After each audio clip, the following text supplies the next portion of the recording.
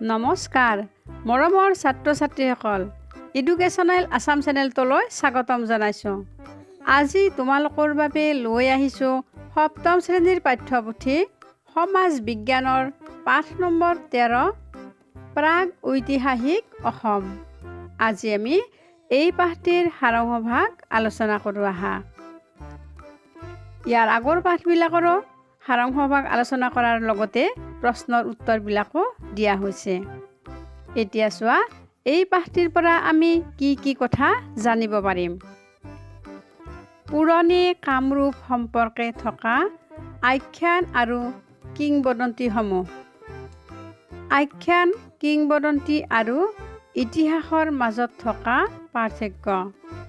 পুৰণি কামৰূপৰ ভৌগোলিক অৱস্থিতি। কামৰূপত ৰাজত্ব কৰা উল্লেখযোগ্য ৰাজবংশসকল। পুৰণি কামৰূপৰ ঐতিহাসিক সমলসমূহৰ বিষয়ে, পুৰণি কামৰূপৰ আৰ্থ-সামাজিক অৱস্থাৰ বিষয়ে জানিব পাৰিম। কামৰূপ বুলিলে আমি সকলোৱে অসমৰ এখন জিলাহে বুজোঁ, য'ত আমাৰ ৰাজ্যখনৰ ৰাজধানী দিছপুৰ অৱস্থিত। বৰ্তমান কামৰূপ জিলাখন পুনৰ দুটা ভাগত ভাগ কৰা হৈছে। পিছে এটা সময়ত এই অঞ্চলৰ মূল ৰাজ্যখনেই কামৰূপ নামেৰে জনাজাত আছিল। তাতোকৈ আগত ৰাজ্যখনৰ নাম প্ৰাগজ্যোতিষ আছিল। প্ৰাগজ্যোতিষপুৰ এই ৰাজ্যৰ ৰাজধানী আছিল। অতি উচ্চমানৰ জ্যোতিষ চৰ্চাৰ কেন্দ্ৰ আছিল বাবে এই ঠাইখন প্ৰাগজ্যোতিষপুৰ নামে প্ৰসিদ্ধ আছিল।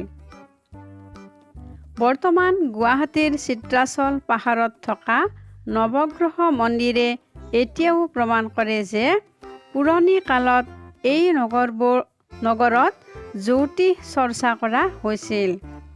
কামৰূপ নামটোৰ উল্লেখ পুৰণি সাহিত্য যেনে পুৰাণ, বৌদ্ধ ধৰ্মশাস্ত্ৰ আৰু গুপ্ত ৰাজত্ব কালৰ এলাহাবাদ প্ৰশস্তিত পোৱা যায়। এতিয়া চোৱা ভৌগোলিক সীমা।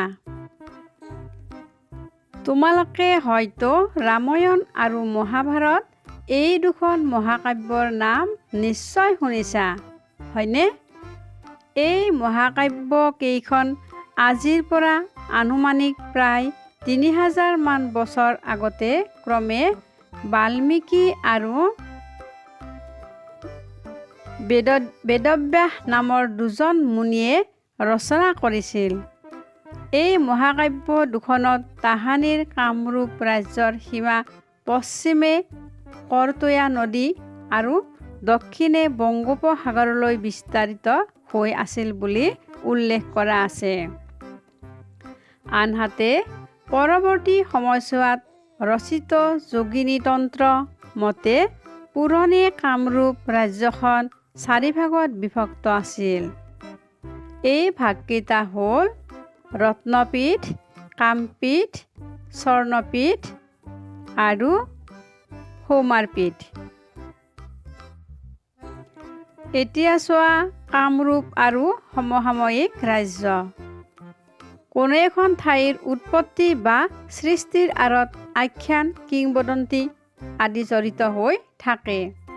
আমাৰ ৰাজ্যখনৰ নাম কামৰূপ হোৱাৰ অন্তৰালতো কিছুমান আখ্যান মুখে মুখে বহু বছৰ ধৰি চলি আহিছে।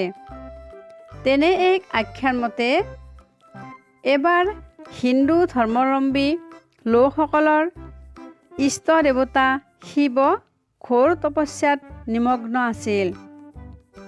তেতিয়া প্ৰেমৰ দেৱতা কামদেৱে নাৰীৰ বেশেৰে আহি মহাদেৱৰ তপস্যা ভংগ কৰিছিল। তাতে মহাদেৱ ক্ৰোধান্বিত হৈ কামদেৱক পুৰি ভস্ম কৰি পেলাইছিল। কিন্তু কামদেৱৰ পত্নী ৰতিদেৱীৰ অনুনয় বিনয়ত সন্তুষ্ট হৈ মহাদেৱে কামদেৱক পুনৰ পূৰ্বৰ ৰূপ ঘূৰাই দিছিল। এই ঠাইতে কামদেৱে নিজৰ ৰূপ পুনৰ লাভ কৰিছিল বাবে এই ৰাজ্যখনৰ নাম কামৰূপ হ'ল। পৌৰাণিক সাহিত্যসমূহৰ মতে কামৰূপত নৰকাসুৰ, ভগদত্ত আদি প্ৰবল প্ৰতাপী ৰজাসকলে এটা সময়ত ৰাজত্ব কৰিছিল। এই পুথিসমূহত উল্লেখ আছে যে নৰকাসুৰে প্ৰাগজ্যোতিষপুৰত ৰাজত্ব কৰাৰ সময়ত বান নামৰ আন এজন পৰাক্ৰমী ৰজাই শোণিতপুৰত ৰাজত্ব কৰিছিল। শোণিতপুৰ ব্ৰহ্মপুত্ৰৰ উত্তৰ পাৰত অৱস্থিত আছিল। বৰ্তমান তেজপুৰকে অতীতত শোণিতপুৰ বোলা হৈছিল। বান ৰজা শিৱভক্ত আছিল। এটি আখ্যান মতে বান ৰজাৰ জীয়েক উষা পৰমা সুন্দৰী আছিল। উষাক শ্ৰীকৃষ্ণৰ নাতি অনিৰুদ্ধই গন্ধৰ্ব বিবাহ কৰাইছিল। এই কাৰ্যত বান ৰজাক ক্ষুণ্ণ হৈ অনিৰুদ্ধৰ বিৰুদ্ধে যুদ্ধ ঘোষণা কৰে। এই যুদ্ধত শ্ৰীকৃষ্ণই অনিৰুদ্ধৰ হৈ আৰু ভগৱান শিৱই বান ৰজাৰ হৈ যুদ্ধত অৱতীৰ্ণ হয়। সেয়েহে এই যুদ্ধক হৰিহৰ যুদ্ধ বোলা হয়। এই যুদ্ধত বান ৰজা পৰাস্ত হৈছিল। জানি থওঁ আহা। শ্ৰীকৃষ্ণৰ এটি নাম হৰি।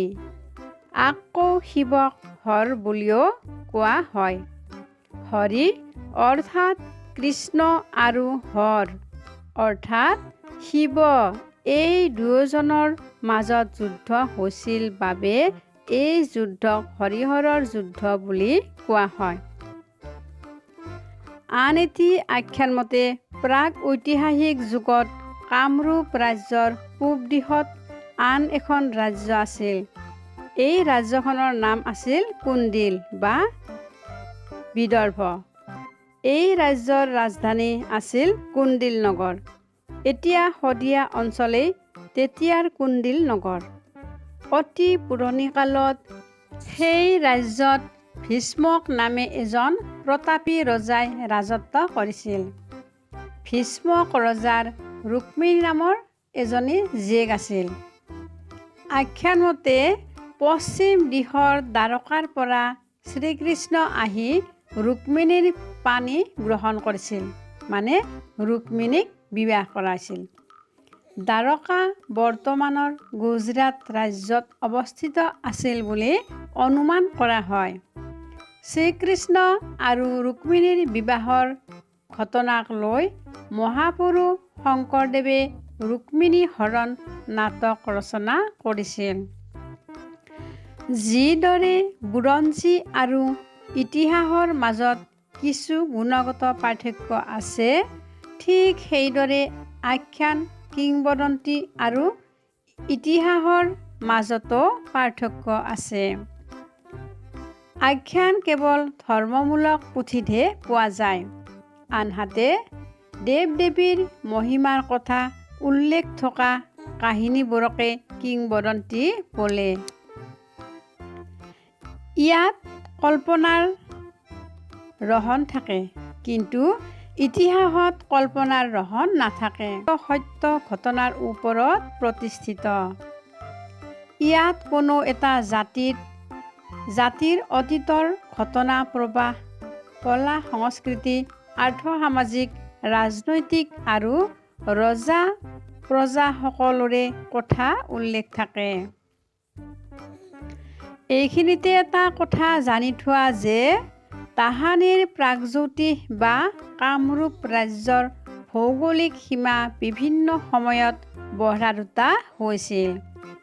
সেই সময়ত সমগ্ৰ উত্তৰ-পূব ভাৰতৰ বিভিন্ন প্ৰান্তত দবকা, হিড়িম্বা, মণিপুৰ, ত্ৰিপুৰা নামৰ কেইবাখনো উল্লেখযোগ্য ৰাজ্যৰ অৱস্থিতিৰ বিষয়ে জানিব পৰা যায়। ভিডিঅ'টো চাই ভাল লাগিলে লাইক, শ্বেয়াৰ আৰু ছাবস্ক্ৰাইব কৰিবলৈ নাপাহৰিবা। এতিয়া চোৱা পুৰণি অসমৰ ৰাজবংশসমূহ। তোমালোকে কুমাৰ ভাস্কৰ বৰ্মনৰ নাম নিশ্চয় শুনিছা, হয়নে? চোৱাচোন, ভাস্কৰ বৰ্মন কামৰূপৰ ৰজা আছিল।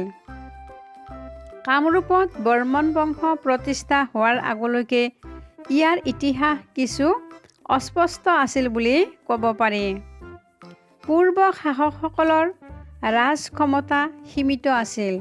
বিভিন্ন সমলৰ পৰা জানিব পাৰি যে নৰকাসুৰেই কামৰূপৰ প্ৰথম ঐতিহাসিক ৰজা। তেওঁ পূৰ্বৰ ৰজা ঘটকাসুৰক হত্যা কৰি কামৰূপৰ সিংহাসনত অধিষ্ঠিত হৈছিল। কোৱা আছে যে গুৱাহাটীৰ নীলাচল পাহাৰত থকা কামাখ্যা দেৱীৰ মন্দিৰ আৰু মন্দিৰলৈ যোৱা বাটটো পোনপ্ৰথমে নৰকাসুৰেই নিৰ্মাণ কৰাইছিল। পিছে নৰকাসুৰৰ পৰৱৰ্তী ৰজাসকলৰ বিষয়ে বিতংকৈ জনা নাযায়।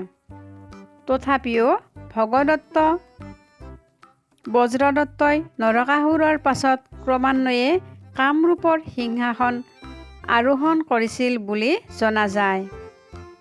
দুৰ্যোধনৰ আমন্ত্ৰণক্ৰমে ভগদত্তই কুৰুক্ষেত্ৰৰ যুদ্ধত কৌৰৱৰ সপক্ষে যুদ্ধ কৰিছিল। গুৱাহাটীত থকা দীঘলী পুখুৰীতো ভগদত্তই জীয়েক ভানুমতীৰ স্বয়ম্বৰৰ সময়ত খন্দুৱাইছিল বুলি কোৱা হয়। জানি থওঁ আহা।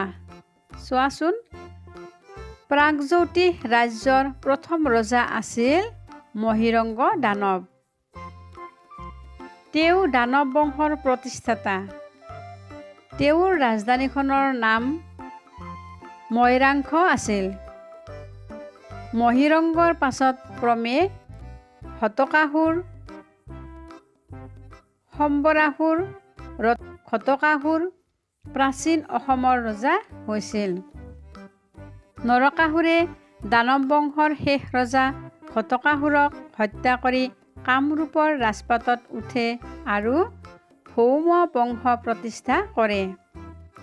নৰকাসুৰে কামৰূপৰ ৰজা ৰাজসিংহাসন দখলৰ পাছৰ পৰাই এই প্ৰান্তত আৰ্য সাংস্কৃতিক প্ৰভাৱ পৰে বুলি ইতিহাসবিদসকলে বিশ্বাস কৰে। এতিয়া চোৱা বৰ্মন বংশ। এই বৰ্মন বংশৰ বিষয়ে আমি আগৰ পাঠত কিছু কথা জানিব পাৰিছোঁ। আনুমানিক গুপ্তসকলে উত্তৰ ভাৰতত থকা এক প্ৰধান ৰাজনৈতিক শক্তিস্বৰূপে প্ৰতিষ্ঠা লাভ কৰিছিল। সেই একে সময়তে কামৰূপতো বৰ্মন বংশৰ অভ্যুদয় ঘটিছিল। উল্লেখ আছে যে এই ৰাজবংশই কামৰূপত প্ৰায় ৩০০০ বছৰ কাল ৰাজত্ব কৰিছিল। পুষ্যবৰ্মন এই বংশৰ প্ৰতিষ্ঠাতা আৰু কুমাৰ ভাস্কৰ বৰ্মন শ্ৰেষ্ঠ ৰজা। উল্লেখ আছে যে ভাস্কৰ বৰ্মনৰ সৈতে উত্তৰ ভাৰতৰ সম্ৰাট হৰ্ষবৰ্ধনৰ সুসম্পৰ্ক আছিল। হৰ্ষবৰ্ধনৰ ৰাজত্বকালতে হিউৱেনচাং নামৰ এজন বৌদ্ধ পৰিব্ৰাজক ভাৰতলৈ আহিছিল। তেওঁ ভাৰতৰ নালন্দা বিশ্ববিদ্যালয়ত বৌদ্ধ ধৰ্মৰ সম্পৰ্কে চৰ্চা কৰিছিল। ভাস্কৰ বৰ্মনৰ অনুৰোধত হিউৱেনচাঙে কামৰূপতো আহি কিছুকাল থাকে। এই বিষয়ে তেওঁ চি.ইউ.কি নামৰ পুথিত উল্লেখ কৰি থৈ গৈছে। ভাস্কৰ বৰ্মনে সিংহাসন আৰোহণ কৰা সময়ৰ পৰা কামৰূপত ভাস্কৰাব্দ নামৰ এটি নতুন সময়সূচীক প্ৰচলন হয়। ডুবি আৰু নিধানপুৰ তামৰ ফলি ভাস্কৰ বৰ্মনৰ ৰাজত্বকালত খোদিত কৰা হৈছিল। এতিয়া চোৱা হিউৱেনচাঙৰ টোকাত কামৰূপৰ বৰ্ণনা। চীনা পৰিব্ৰাজক হিউৱেনচাঙে নালন্দা বিশ্ববিদ্যালয়ত বৌদ্ধ ধৰ্ম সম্পৰ্কে অধ্যয়ন কৰিছিল। সেই সময়তে ভাস্কৰ বৰ্মনে তেওঁক কামৰূপলৈ আমন্ত্ৰণ জনায়। ভাস্কৰ বৰ্মনৰ আমন্ত্ৰণ ৰক্ষা কৰি হিউৱেনচাং কামৰূপলৈ আহে আৰু প্ৰায় এমাহ কাল কামৰূপত থাকে। তেওঁৰ ভাৰত সম্বন্ধে ৰচনা কৰা চি.ইউ.কি নামৰ গ্ৰন্থত কামৰূপ সম্পৰ্কে বহুতো কথা লিখি থৈ গৈছে। এই লিখনিৰ পৰা আমি সেই সময়ৰ কামৰূপ সম্বন্ধে বহু কথা জানিব পাৰোঁ। হিউৱেন-চাঙৰ টকামতে সেই সময়ত কামৰূপৰ পৰিধি প্ৰায় 1700 মাইল আছিল।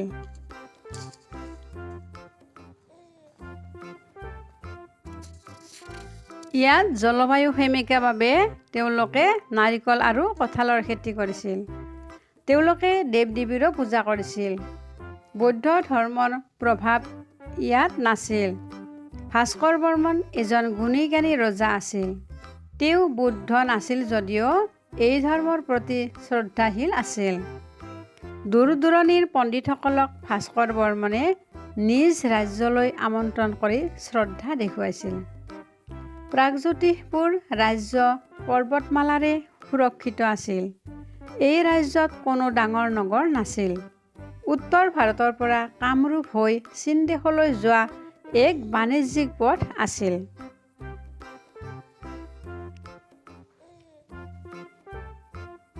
এইবাৰ চোৱা শালস্তম্ভ বংশ।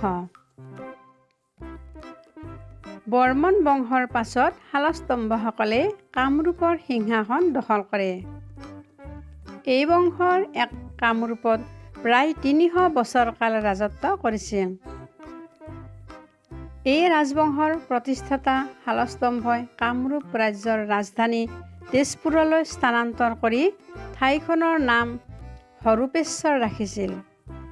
শালস্তম্ভসকলে কামৰূপত ৰাজত্ব কৰি থকা সময়ত ইচ্ছিং নামৰ এজন চীনা পৰিব্ৰাজক ভাৰতলৈ আহিছিল।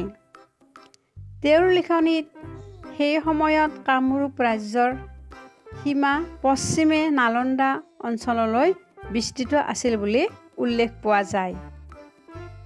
কল্পনা কৰাচোন পুৰণি অসমখন কিমান বৃহৎ আছিল। শালস্তম্ভসকলৰ ৰাজত্বকালত কামৰূপ ৰাজ্যই সকলো দিশৰ পৰা এক শক্তিশালী ৰাজ্যৰূপে স্বীকৃতি পাইছিল। শালস্তম্ভ বংশৰ ৰজাসকলে বিদ্বান লোকক সমাদৰ কৰিছিল। তেওঁলোক নিজে শৈৱপন্থী আছিল যদিও তান্ত্ৰিক ধৰ্মইও তেওঁলোকৰ ৰাজত্বকালতে প্ৰসাৰতা লাভ কৰিছিল। উল্লেখ আছে যে শালস্তম্ভসকলে কামৰূপত ৰাজত্ব কৰি থকাৰ সময়ছোৱাত দাক্ষিণাত্যৰ পৰা নব্য হিন্দু ধৰ্মৰ প্ৰৱৰ্তক শংকৰাচাৰ্য কামৰূপলৈ আহিছিল। কামৰূপত তেওঁ পণ্ডিত অভিনৱ গুপ্তৰ লগত তৰ্ক যুদ্ধত লিপ্ত হৈছিল। এতিয়া চোৱা পাল বংশ। শালস্তম্ভসকলৰ পাছত পাল নামৰ এটি ৰাজবংশই কামৰূপ ৰাজ্যৰ ৰাজপাটত উঠে। ব্ৰহ্মপাল এই ৰাজবংশৰ প্ৰতিষ্ঠাতা আছিল বুলি জনা যায়। তেওঁলোকৰ ৰাজ্যৰ ৰাজধানী দুৰ্জয়নগৰ আছিল বুলি উল্লেখ আছে। এই নগৰখন ৰজা ৰত্নপালে প্ৰাগজ্যোতিষপুৰত নতুনকৈ স্থাপন কৰিছিল। তেওঁলোকে কামৰূপত 10ম শতিকাৰ পৰা দ্বাদশ শতিকাৰ মাজভাগলৈ শাসন কৰিছিল। পালসকলৰ ৰাজত্বকালত কামৰূপ ৰাজ্যৰ পশ্চিম সীমাই উত্তৰ বংগক চুইছিল বুলি বিভিন্ন সমলৰ পৰা জানিবলৈ পোৱা যায়। শালস্তম্ভসকলৰ দৰে পালসকলো যোদ্ধা জাতি আছিল। পিছে তেওঁলোকে সিমান ৰাজ্য জয় কৰা নাছিল। পাল ৰাজবংশৰ ৰজাসকল নিজে বিদ্যানুৰাগী আছিল আৰু ব্ৰাহ্মণসকলক ভূমিদান কৰি ৰাজ্যখনত জ্ঞান চৰ্চাৰ এক পৰিৱেশ সৃষ্টি কৰাত গুৰুত্ব দিছিল। এতিয়া চোৱা সামাজিক অৱস্থা। প্ৰাচীন কামৰূপৰ সামাজিক ভেটিটো সম্পূৰ্ণৰূপে হিন্দু বৰ্ণাশ্ৰম ধৰ্মৰ ওপৰত প্ৰতিষ্ঠিত নাছিল যদিও ব্ৰাহ্মণসকলক সমাজত উচ্চ স্থান দিয়া হৈছিল। তেওঁলোকে ৰজাৰ পৰা ভূমি লাভ কৰাৰ উপৰি ৰাজ্যখনৰ উচ্চ পদসমূহ অলংকৃত কৰিছিল।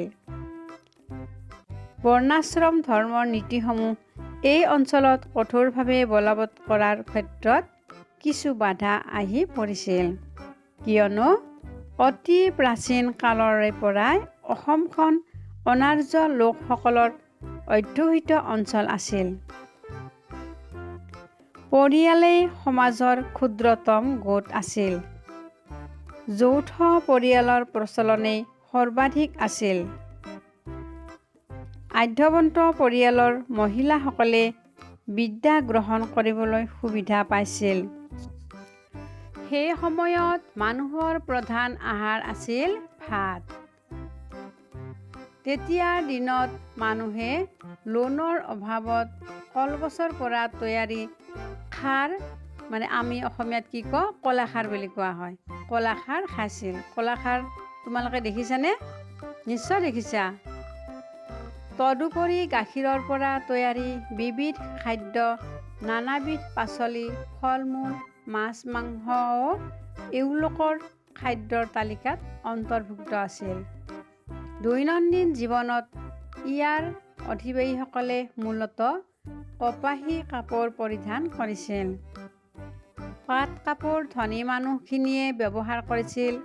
নানাবিধ সোণ ৰূপৰ অলংকাৰ ইয়াৰ অধিবাসীসকলে পিন্ধিছিল আৰু সুগন্ধি তেল ব্যৱহাৰ কৰিছিল। ইয়াতে মনত ৰাখিবলগীয়া কথা আছে, এইখিনি তোমালোকে ধুনীয়াকৈ ভালদৰে পঢ়ি মনত ৰাখিবা দেই।